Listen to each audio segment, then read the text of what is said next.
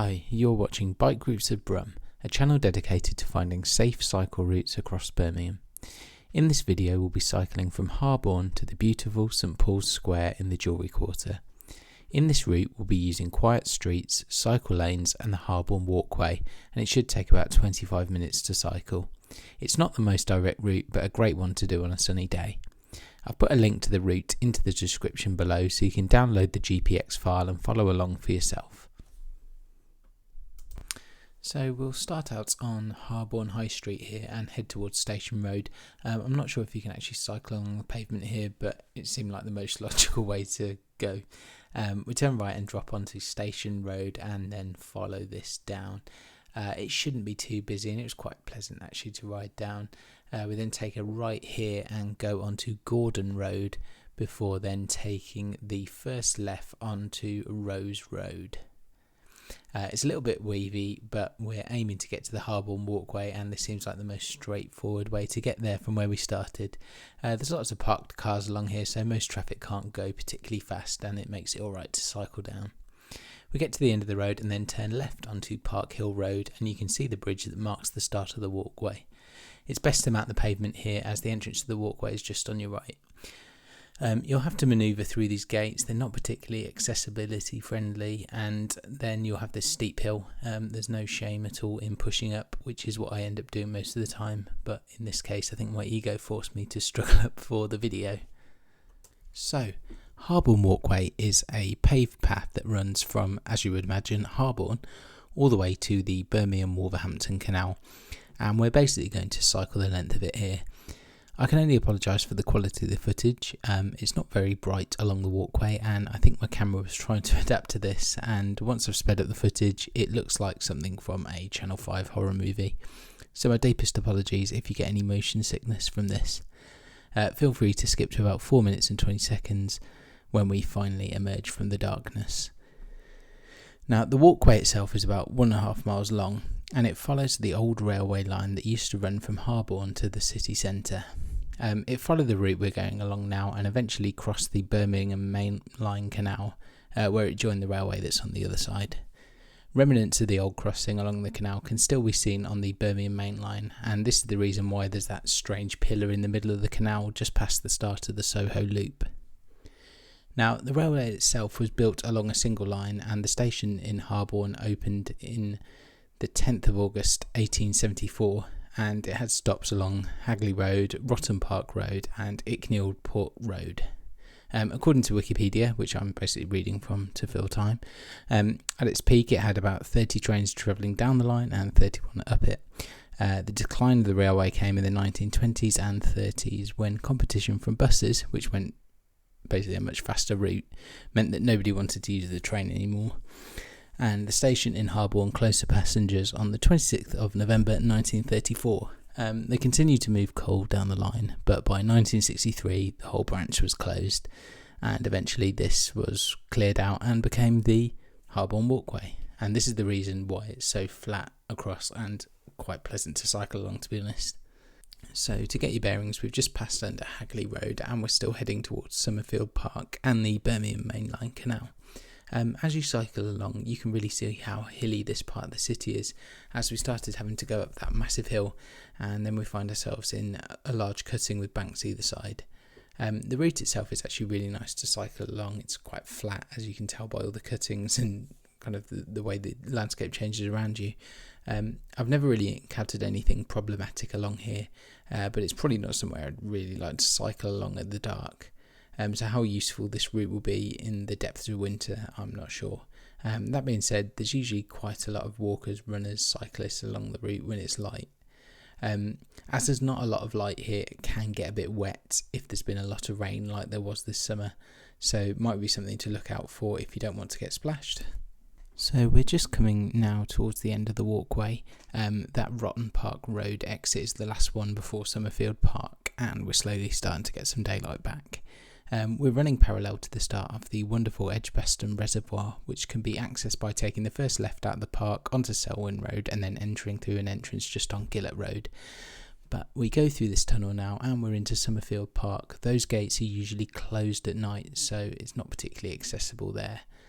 We go right here into Summerfield Park itself. This track is actually really nice. I think it's marked for like a 5 kilometre walking route. If you're interested in that, it's lovely to cycle through on a nice sunny morning like it was that I filmed. I've got to admit, I haven't really spent much time in the park apart from really cycling through, but what I've seen of it I quite like.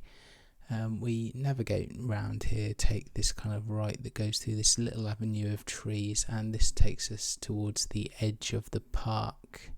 So as the path curves round, we're coming up to the first of a couple of crossings that we'll have to make. We merge into the split use pathway through the gates of the park, where we come to a toucan crossing over Icknield Park Road. The cycle path continues then on the left, and we follow this past the school, avoid that bush, and up to the zebra crossing over Barford Road that has some space for cyclists as well. The path then takes us along the side of these houses. I think we're still following the old path of the railway line at this point, and then we pop up onto this split use pathway, which takes us onto Northbrook Street and one of the newest blue cycle routes in the city. This was put in place during COVID, and I'm glad to see that it's been made permanent. We've gone left towards Dudley Road, but if you went right, you get to the entrance of the canal, which will also take you into the city.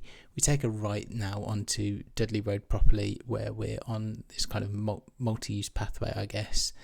There's still a lot of work being done at the time of filming. I went left here at these lights. In all honesty, I probably wouldn't. I would have continued straight on. I think it's probably a bit easier. I think you can use either side of the road, and that was a toucan crossing, so I guess you're allowed to cycle along here. But this crossing coming up just behind the behind that bus stop there, this is an absolute nightmare to get across. Luckily, I've sped it up because I was waiting for ages, and we hop now onto this blue cycle route here. I think if you carried straight on, you could have crossed over there and it probably would have been easier. We now take a left though onto Slissold Passage. That's a bit of a mouthful to say. And this now runs along the start of the Soho Loop, part of the canal. But we follow this along here through this little park, and we come up through these little bollards and take a left onto Slissold Street. Again, quite hard to say. I think this is all part of the old COVID bike lanes that they made. It's alright to cycle along. It's better than nothing. It does actually work quite well. We're going to now take a right, and this puts us onto Capstone Avenue, where we continue down. There's a nice little modal filter in the middle of this road, so we just hop up here and then drop down, and it turns into Knightstone Avenue, and we carry on down, and there's going to be another kind of modal filter here which we just nip over and then take a right onto Hinchton Street, where again I think this is part of the old COVID bike lanes that were put in. It works alright. The only problem is these bus stop zebra crossing bits, which were just kind of plonked in, and they're quite hard to get up. And we're coming now to the crossing over Icknield Street, and this is basically the ring road, and we cross over and we're now into the start of the Jewellery Quarter. We carry on up here. We've got another nice separated bike lane. The only thing to watch out here, this bit's alright, there's loads of bollards, but any bit that people can park on, I think they do. You can see a parked car up there, especially now that the bollards stop here. So just watch out for parked cars and stuff like that along here. We get to the end and it kind of forces us out into the main carriageway if you're going up, which is fine. You've got the brilliant Pig and Tail pub there just on your right, and we continue over that little roundabout onto Leg Lane. Now, Leg Lane is a one-way road for cars, but as you can see there's another cycle lane that goes uphill, but as we're going down along with the cars we have to follow it just on the carriageway.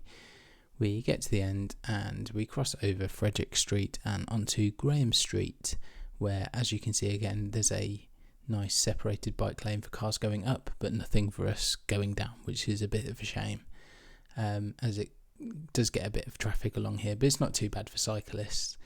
We take a left here onto Brook Street, and as you can see we are just getting to our final stop, which is St Paul's Square. Thanks again for watching the video. I hope that you found it useful. If you have any other ideas for alternate routes or want to mention anything that I've forgotten, please feel free to comment below. I try to upload these videos as much as I can, so don't forget to subscribe to the channel so you don't miss any routes. Thanks again for watching.